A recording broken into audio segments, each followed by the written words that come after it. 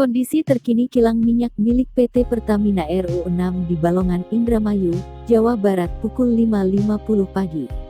Masih terlihat kumpulan asap tebal akibat ledakan dan kebakaran, namun api sudah semakin padam. Semoga lekas membaik.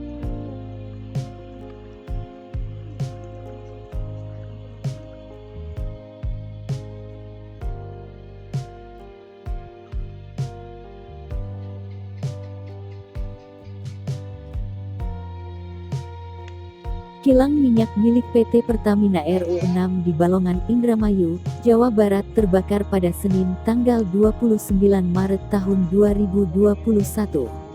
Kebakaran terjadi pada salah satu tangki di kilang minyak, yakni tangki P300G.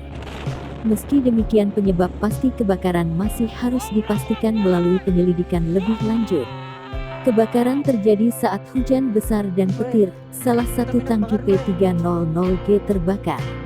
Untuk saat ini kami belum memastikan, menunggu informasi lebih lanjut, kata Corporate Secretary Subholding Refining and Petrochemical Pertamina Ifki Sukarya.